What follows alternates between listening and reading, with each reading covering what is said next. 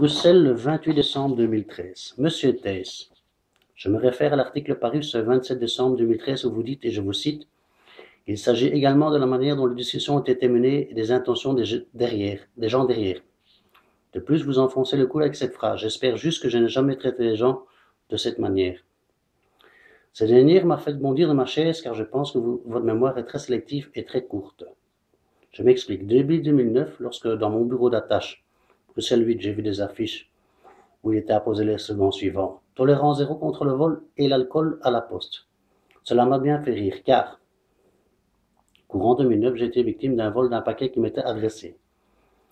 Ceci est arrivé en juin 2009 au bureau de Bruxelles 8. 3 personnes ont vu mon paquet et devaient le mettre en sécurité pour éviter le vol, mais lorsque je suis revenu le lendemain pour le récupérer, il avait disparu. Je me suis adressé à vous via quelques échanges de mails. Le dernier mail reçu concernant cette affaire, vous m'écriviez. Cher Monsieur Cruz, votre attitude me déçoit profondément parce que vous ne semblez pas vouloir accepter les réels défis de fonctionnement de la Poste. Vous m'avez répondu cela parce que je demandais d'être remboursé de la valeur de mon colis et que vous ne vouliez pas prendre vos responsabilités en tant que CEO de Bipost. Il y a eu aussi une deuxième fois. Vous m'avez traité comme un idiot né de la dernière pluie. Lorsqu'en mars 2011, j'ai été viré de la Poste par vos sbires et leur seule version des faits qui s'était produit. Jamais je n'ai pu être entendu en vos bureaux.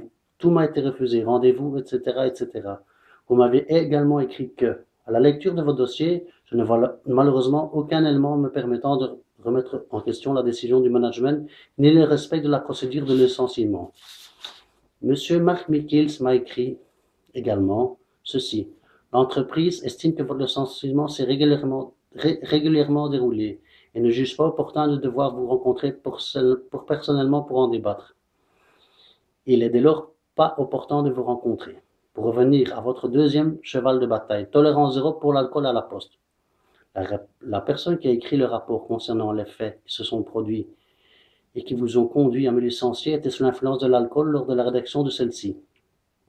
Vous le savez pertinemment bien puisque cet article et une vidéo ont été publiés dans le journal la dernière heure.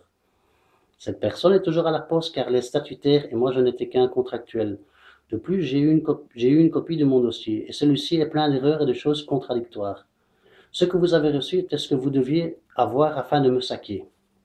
Cela fait presque 3 ans que je suis sans emploi et je me demande si votre compagnie n'y est pas pour quelque chose. Je ne trouve plus rien et chaque fois que je sens bien que le problème pourrait venir de chez vous. Pour conclure, avant de vous épandre dans le journal concernant votre situation et de la façon dont on vous traite, réfléchissez à ce que vous m'avez fait subir et certainement à bien d'autres. Monsieur Theiss, je vous souhaite une bien bonne Saint-Sylvestre. Anthony Creus-Lacroix.